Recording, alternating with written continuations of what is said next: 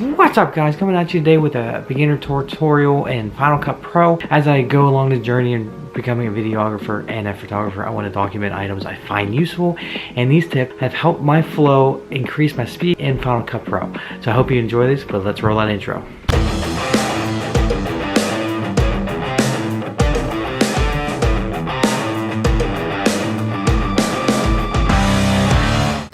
So as we dive in here, you can see I already created a test library here called test library. We are good to go. If you don't know how to do that, just go to the file menu, file, new library, and save it where you want to go. Next thing we need to do is create a new project. For this, I am going to hit, it's going to be the Option N key, and it's going to pop up here, and you're going to name your event here. You see in the test library. You can click on use custom settings, adjust the video to what you need if you're recording in 4K, etc. I'm just staying here at 1080p and clicking OK, so we're good to go. As you can see, my project event's there, untitled project. And you can click on that and you select it, and now we will need to import media. So you right click and click import media. You go ahead and click the media you want to select and import it, or you can drag and drop like I did here. And as you can see, my video shows up here. Now you can hit the space bar and it will start playing this in the clips there, or you can drag it around. Here I'm left clicking and picking an endpoint here. But what we want to do in this beginning tutorial here is really use shortcuts and learn to speed up our flow process as we're using Final Cut. So to pick an intro point on these clips to get down in our timeline, you're going to use the I key. As you can see, it's going to adjust that slider to the input of whatever video clip part of the video clip I want to use. Now from there, now I'm going to use the O key, or the output. So it's going to make the clip endpoint adjust to where I want it, as you can see me clicking around. Then the favorite key, the F key, as you can see, is going to highlight that section F, and we can jump around here and make several favorites in the same. We have that exact clip highlighted to quickly input where we wanted to input. To input, we're going to use a couple different options here. The first one, we're going to use a W. That slices into the primary timeline wherever your reader head was. It doesn't place it at the end of the timeline, it doesn't place it in the beginning. As you can see, it imported it there with that blank space up front.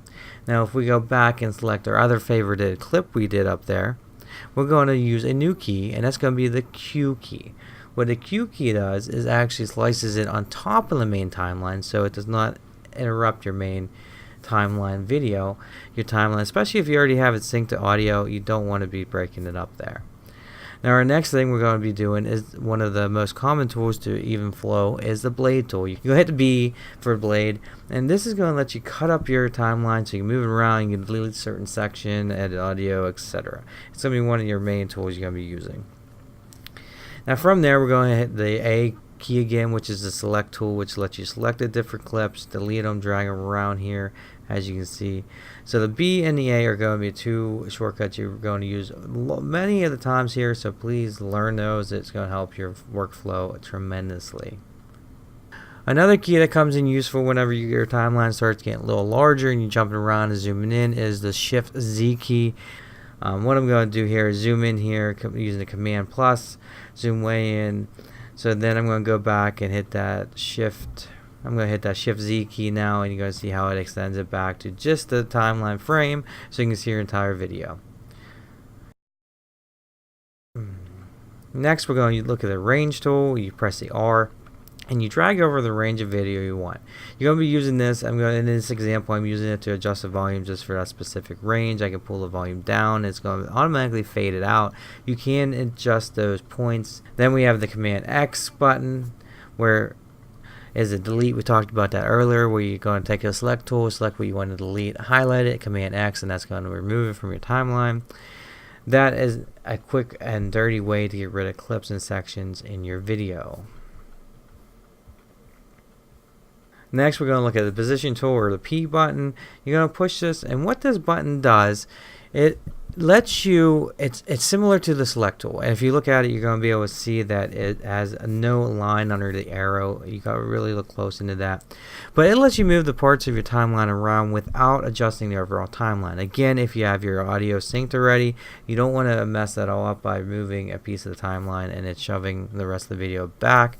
This actually moves that clip you want to move and leaves a dead space there, so it does not mess with the rest of your movie.